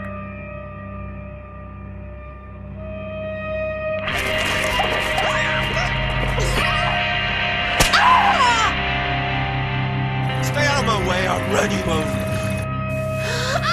There's rooms in the smoking section. Nobody owns me. You still quit? 3 days now. Not easy, is it? Not when they're hanging around your neck. What do you know about this girl selling cigarettes on the street? Cigarette girl. What do you need to know about her? I'm talking to you! If this girl gets caught selling cigarettes on the street, it could be really bad for our operation. Put your gun on the counter. Well, I'm afraid we can't do that because... The cigarette girl? Come on! I'm turning into some pistol-packing mama now. I'm sorry! You need to go the fuck home! I can't smoke at home! I'm about to show you what that shit feels like. There are no cops in the smoking section. I'll kill you! So there's more to this than just selling cigarettes.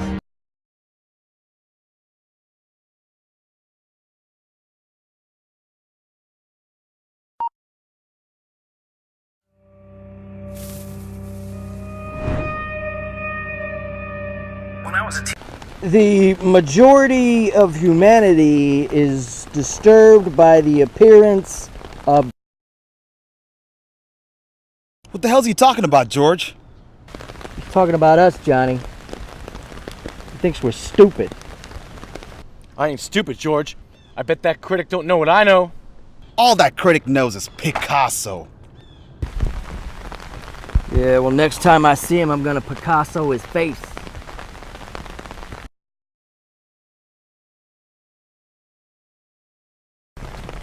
Come on, boys.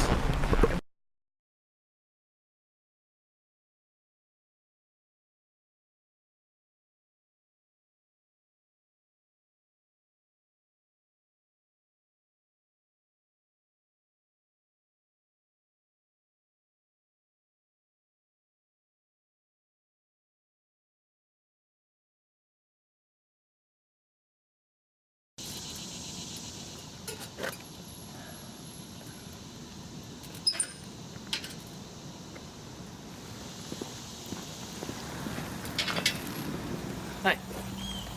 Well, if it isn't the barbarians at the gate. Why you gotta hate something you don't understand? I was about to ask you the same thing.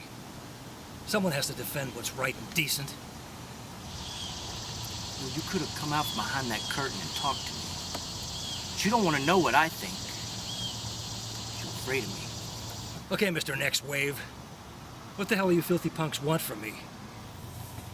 I'm to give you an art history lesson.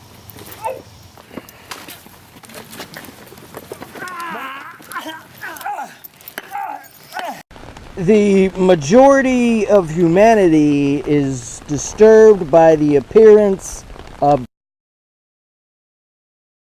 What the hell's he talking about, George?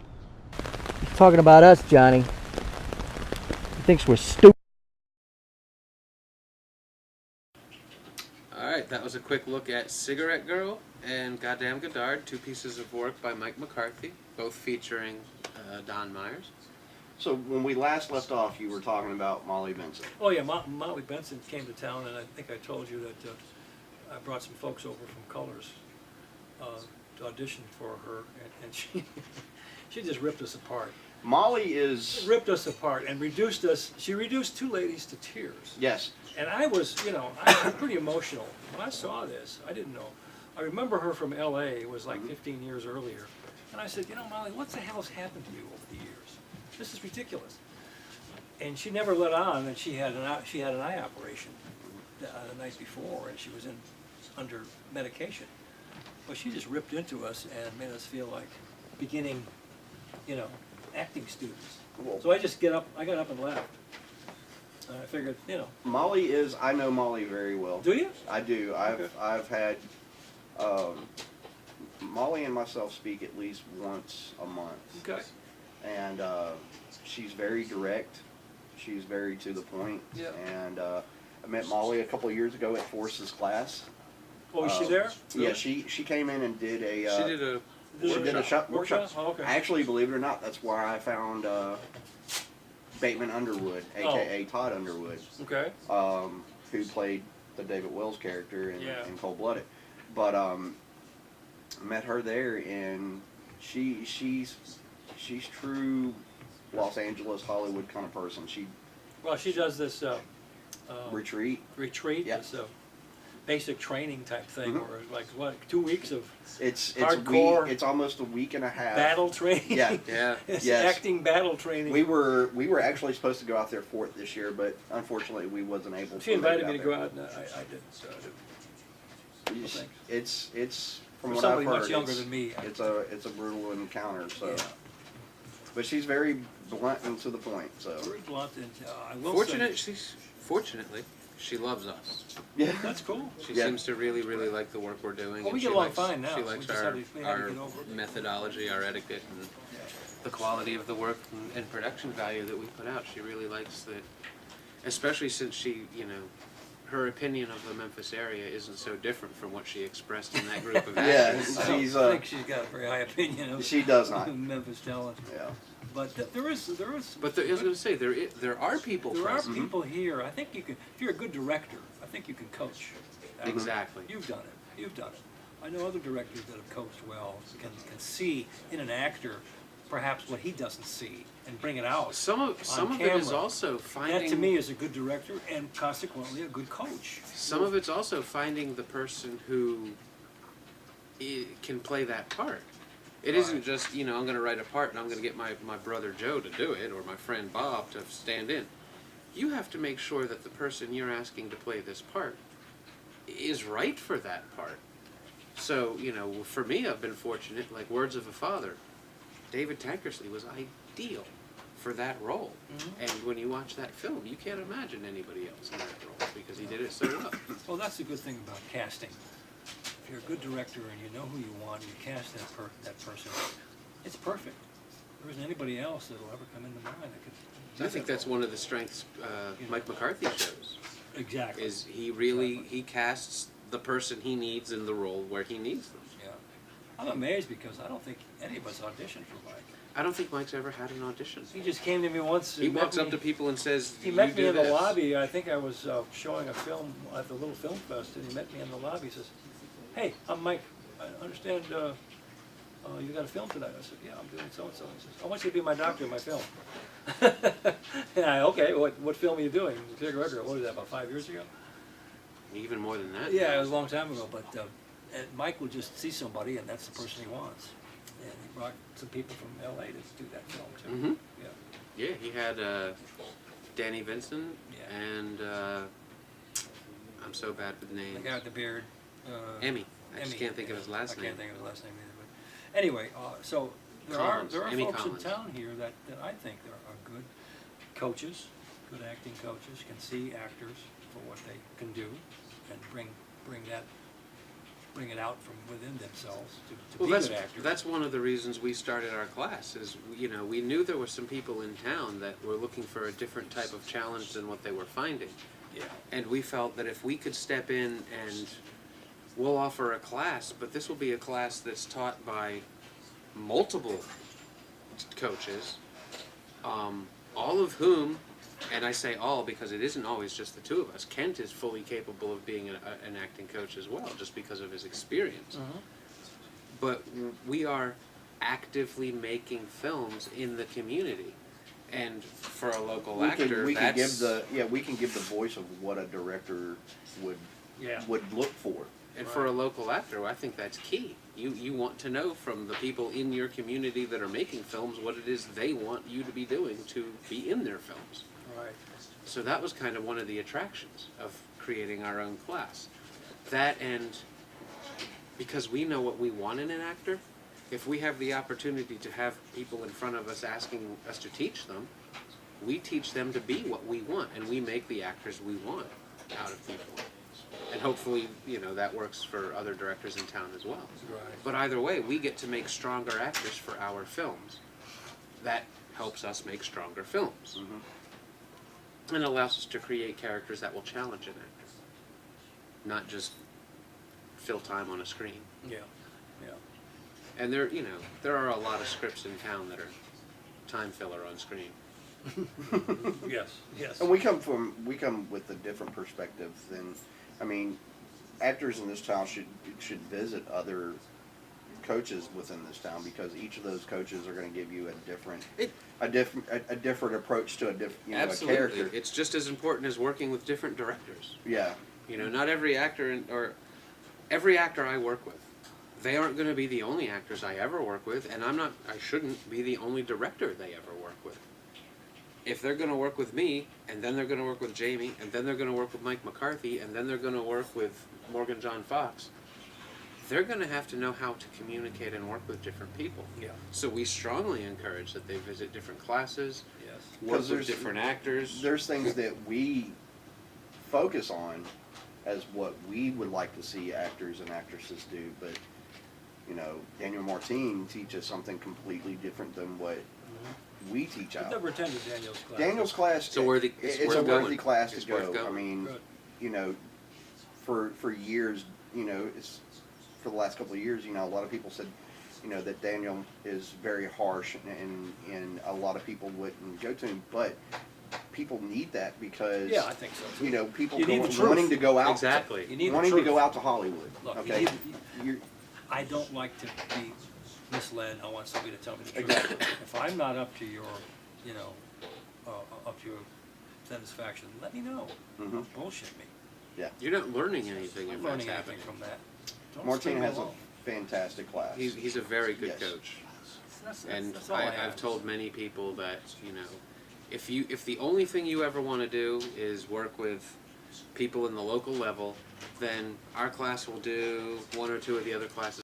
People who want to get into the profession, or maybe they're not at the top of their craft yet, but they ask me, how can I get in and and I give them names, but they never show up.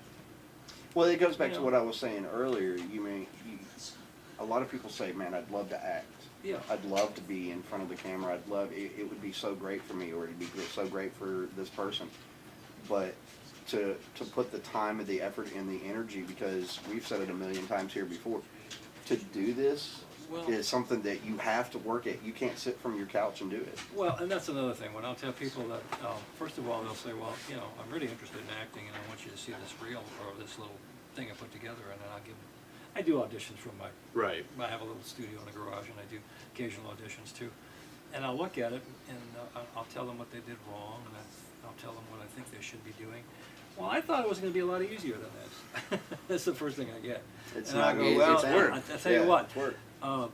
If you can impress me with not acting, if you can show me, something that you're not acting in, and you're good at it, then I'll say you've progressed.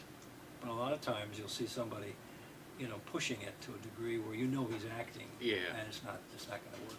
And And that's if you can see it, it takes hard work. If you can see it to the naked eye, you know what that's going to look like on camera. And for somebody to pull that off, it takes an awful lot of hard work. To be natural in front of a camera. And a lot of people aren't prepared for that. Not prepared for it. And again, that's the purpose of a class. And there's no shortcuts. Let's face it. I don't think they understand, and this may not be the best example because I don't think he's at all a good actor, but someone with a name like Tom Cruise, he's still paying someone for acting classes, or an acting coach, or someone that he works with on a regular basis, because they all need to stay fresh. Keanu Reeves could use more. Let's go down the list. A lot more. The point is that even the professionals, quote unquote, the people that we're seeing on the top of the billboard, you wonder how they made those people are still going to classes, or more likely they're hiring private coaches now. At least they're listening. At least those folks are listening and going to classes. But you think of the actors like John Wayne, Robert Mitchum, people like that who, I don't even know if they went to acting classes. They just had this certain charisma. Innate well, I was going to ability say to every get in role front of they a camera. had. This innate ability to get in front of a camera and just pull it off. I'm not even sure John Wayne ever attended an acting class. Every role he ever had was built on his characteristic. Maybe a lot of his stuff wasn't, to your mind, the best acting you've ever seen, but he's what I consider not a great actor. If you watch The Searchers. I don't know if it's a movie you've seen. I've seen it years ago. Yeah. Watch The Searchers. It's amazing. It's amazing what he does. I don't necessarily think he was a great actor. I don't either, but every role he had was tailored for him. Yeah. So he didn't have to always be the best actor. But today, because we're able to see everything in front of us at an instant, you can compare people to each other. So, you know, you've got something playing on PBS, you've got something playing on TCM, you've got something on the internet, you've got something streaming, you've got this actor, this actor, this actor. So you have the advantage of being able to compare what these guys do. And some of those old guys, call them old guys, that we kind of dissed, Mitchum maybe, fantastic stuff. As I get Brando, older, to me, has always been as I get older, I look at more of the older cinema and think, you know, there was something that, like, Jimmy I just Cagney, Humphrey Bogart. I mean, these I guys just are watched M by Fritz Lang I've not seen that. earlier in the week, and you know that movie was 1931. It's dealing with the subject matter of a child killer. Yeah. It's extremely ahead of his time. It was very controversial in its day, but it's a brilliant film, and it really just breaks it down to the social commentary of what that situation does to a community. The other night, TCM played all of Truffaut's movies. I think they played like 7 or 8 in a row. Francois Truffaut. Fahrenheit 451, one of them? 451, Nice. 400 Blows. I only saw about maybe 3 of those. I was up till 4 in the morning. My wife, where the hell are you? I'm watching Francois Truffaut's films. I haven't seen these before. I was spellbound. He's a very linear director, very linear. Yeah. Stories are very linear. One thing, you know, builds to another, builds to another. It's just amazing stuff. And then Godard. They played Godard's films, I think, the next day. Oh my God. Now, you know, There's only Godard. if you're a student of films, Yeah. a student of good acting in films, I think there was one actor in Francois's films that he used over and over again, from a child through later in life, and he just progressed. Well, Bergman had a tendency to work with Sydow. Max von Sydow a lot. Right, he did. I mean, my 2 favorite films by Ingmar Bergman are Seventh Seal, Magician, and Hour of the Wolf. Right, yeah. Yeah, so, you know, we're an advantage today to be able to tap into all of these great films that we couldn't see that when we were kids. I mean, to me, Tarzan, you know, some of those films that I saw for 10 cents, I'd see 2 features. Maybe I saw 6 a week. That's why I became a film buff. In those days, there was nothing much to do back in the Warriors except go to the movies. Honestly, So one for of a the dime, you'd see 2 movies, 2 features, a newsreel, maybe 3 or 4 cartoons, and a chapter, maybe Superman. I was going to say, what pulled me into films. So at the end of the week, you'd have 8 or 9 films under your belt, and they would stay with you the rest of your life. What pulled me into cinema was, you know, I grew up on comic books. I loved the superheroes and things like that, and the science fiction. And where I grew up, every once in a while, they would have I think it was on Saturdays or Sundays. Saturdays, I'm pretty sure. Yes. Yeah, this one UHF channel would have a classic movie set up. Yeah. And it would run the newsreels. It would run a Buck Rogers or a Flash Gordon or something like that. Yeah. And then it would show a classic movie. Yeah. And just like it ran in the theaters back in the day. And because I was the comic book and science fiction fan, I was like, oh, what's this Buck Rogers Flash Gordon thing? And of course, you see about 10 minutes of that, and it's just like, what happens next? And you don't know, and because they're not going to play it till next week when they show a different movie. Oh yeah, and that would get you in the theater. Getting me by I want to see what happens to Flash Gordon next. Yeah. Was what got me to keep coming back to this channel Saturday afternoons, which meant I started experiencing some classic movies, which I would not have otherwise watched because I was at that age where it's an old film. I don't want to see that. Right. And of course, because of that, I would have missed Fahrenheit 451. Yeah. I would have missed the original War of the Worlds, which was fantastic. Yes. Yes. I would have missed, was it Fantastic Voyage? Fantastic Voyage. That's the one with Leslie Nielsen, right? Robbie the Robot? Raquel Welch was in that, I think. If that's the right one. No, you're thinking Forbidden Planet. Forbidden Planet, excuse me. I would have missed all of the Harryhausen, Jason and the Argonauts, the Sinbad movies. Yeah. I didn't realize that these things were being made because when I grew up, films were more, I was being exposed to things like Woody Allen was film. Yeah. And I'm not a huge Woody Allen fan. I appreciate his realism, the New York Story thing. But it wasn't really what I wanted to see on screen. And I didn't know that people were making these other kinds of things at that point because that was where TV came in. That's where Twilight Zone was. That's where Star Trek was. That's where all that kind of stuff happened on TV. So I thought I was a TV fan, and I was just a little kid.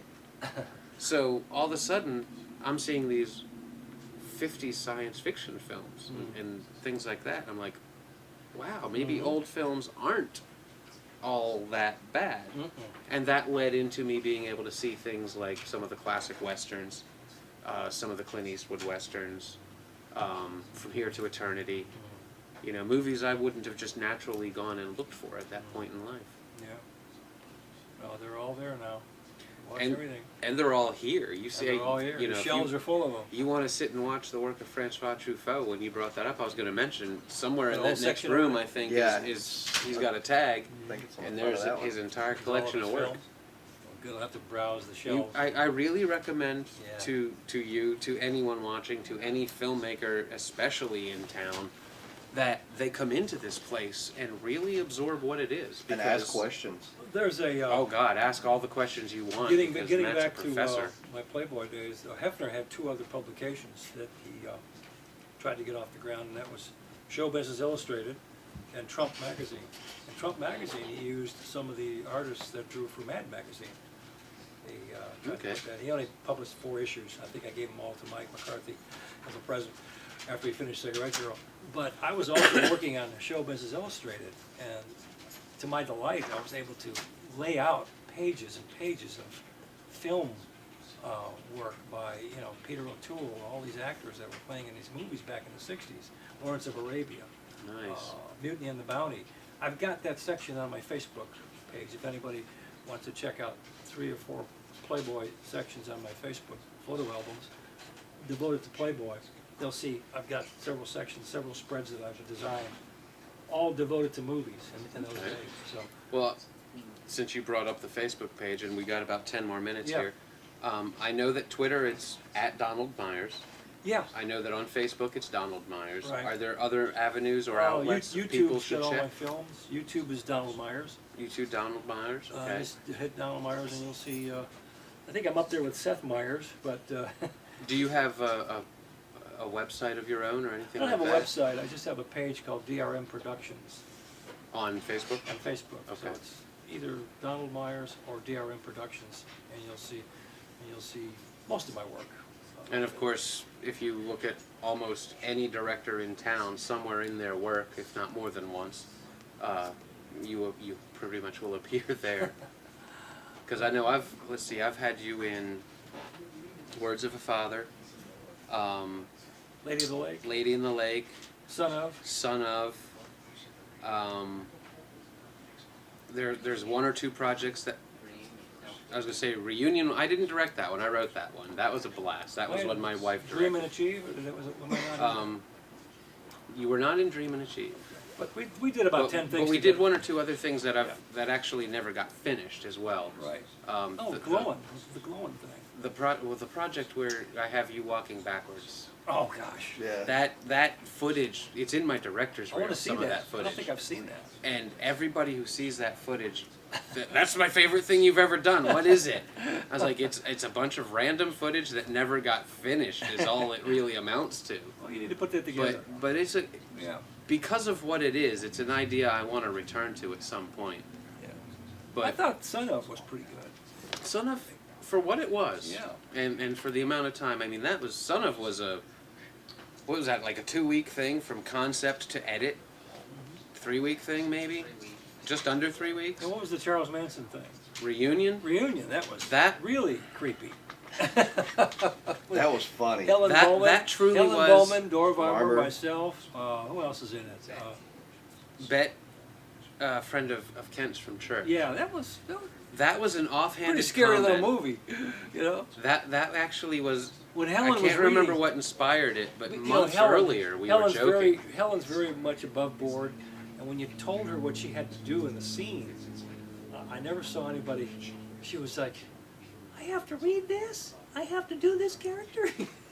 Well, what was little high-pitched voice, you know? funny? It was really, I couldn't believe it. It was so funny. I asked David Tankersley to do a role, and he said no because he's actually friends with someone. Oh, that's right. Who was friends with Sharon Tate, and we did not want to imply any bad taste at all. I mean, it's a questionable taste to make a film like that, but we wanted to make sure people understood it really was meant to be camp. I keep watching it because it's 2 minutes of stupid. It shouldn't be funny, but it is. It's hilarious. It's talking the ending is very funny. Yeah, it's hilarious. You got to see it. Is it on YouTube? Is it on? No, it's actually not on the web. Oh, okay. We had house guests, and one of those house guests had done his college graduation paper or whatever, his master's paper, on Bruce, who was arrested as the drug mule for the family. Yeah. And he's a psychologist or psychiatrist? Psychiatrist was his class? Yeah, and he had met every person, every living member of this. He'd met them all. Except Charlie. Except Charlie, yeah. Because he wasn't allowed to have guests. But so he had this incredible behind-the-scenes insight into this one member of the family and what it had been like for him to have been associated, how he got into the family, what it was like to be associated with the family, what he went through as a member of the family, and then what it was like for him in prison and why his parole continuously got delayed when he'd come up for it. And one of the aspects of him sitting down with us, because he gave us a half-hour long on-camera interview with insights about all of this. And we promised him that it would never see light of day on the internet as long as Bruce was in jail, because he is out now. Yeah. One of the problems that was happening was every time he'd come up for parole, somebody somewhere would get a hair across their ass and want to do a Manson family something, which would put it back in the press, which would make the families irritated, which would make the families rise up and fight parole. And it kept him in jail. There's a connection between Sharon Tate and Hugh Hefner too, you know.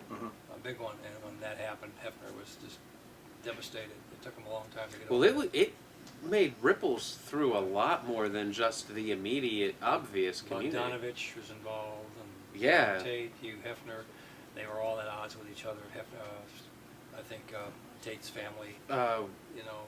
And then, of course, wow, how does that escape your head? The filmmaker. Roman Polanski. Polanski. Yeah. It was all, it's just a horror story in itself. But Hefner's, you know, they were after him from the moment he opened shop. They were trying to get him, the government tried to shut him down because of mail fraud. Yep. They tried to get him on mailing pornography, indecent literature, and of course he took him to court and won. Senator Kefauver headed up the committee in those days to try to keep Hefner out of the mail. And Hefner got some good New York shysters and beat him. So the government was against him. He had people like Hustler fighting him. Penthouse came onto him, and Playboy's still going strong. Even stronger. I was going to say, it's always been number one. He turned the company over to his daughter. I think it's Cindy. Can't think of her name, but she ran things for quite a few years because she knew that she actually told her dad that it's going to pot. You've got people she's here. The one, I think, that helped him realize that as we move into the 21st century, he's got to go with the internet. There's got to be this whole new wave of things. His clubs were sucking him dry, and his clubs were involved with some of the mafia in Chicago, some of the mafia in England. Victor Lowndes, his chief executive officer in Britain, could not escape the clutches of the criminal element over there. So he kept pouring money into after bad money, and she just looked at the books and said, "You're going to be out of business in 6 months." So she fired, 2/3 of his staff. Which, what are you doing, But it worked. She turned the company around. She even brought out. She was the head of bringing out the Playboy channel. Yeah, she did. She was instrumental in product placements. That's what I'm saying. She's the one that brought it brought him to the 21st century with a website and the channel, the pay-per-view channel, or not? It's not a pay-per-view channel, but it's a channel that you have to pay extra. One of my responsibilities was to work on the Key Club promotions. She was behind getting that TV show, the Three Blonde Women. Yeah. I can't remember what it was called. Very creative, very instrumental in promotion, cross promotion, and I learned a lot. Even before she got there, I learned a lot from people that set up her position, who were interested in expanding the empire to where he should be, and not just in magazine publishing. That's the reason he got into it. It didn't always work, but at least, you know, that kind of fermented into other ventures. Other ventures. It Well, worked out. But anyway, check out YouTube. I got like 40 films on YouTube. All right. A lot of different things. And, We have run the course of 2 hours, believe it or not. that was fast 2 hours. As I told you it would be. And, you know, all of our guests worry that they won't have enough to talk about, but I kind of feel like we probably could keep going for a couple more hours there's and lots of still have stories. lots of stories Next and time, them out. next time So we'll have to we'll- have you back. Yeah, next time. And hopefully in the meantime, maybe we'll have done some work together on a number of different projects. Let's hope so. We're going to go ahead and we're going to take a look at Smoke, and we will be back next week. Hopefully next week we're going to have comic artist Marthius Wade, who we had a few weeks ago when we had our open house. He's going to be turning his comic book Tura into a film soon, and we'll have him on here hopefully to talk about the impending shoot for the first scene of that movie. Oh, great. Here's a look at Don Meyers Smoke. Thanks for joining us, and we'll see you next week. Bye, folks.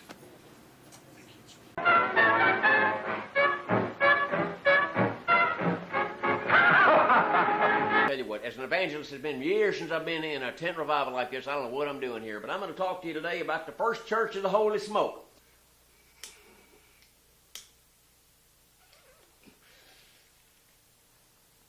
Oh, yeah.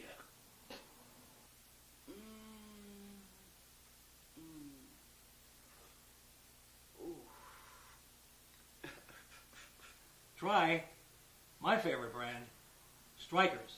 A cigarette for folks who just don't give a damn anymore. Now I'm a fella with a heart of gold and the ways of a gentleman, I've been told. The kind of a fella that wouldn't even harm a flea. But if me and a certain character met, that guy that invented the cigarette,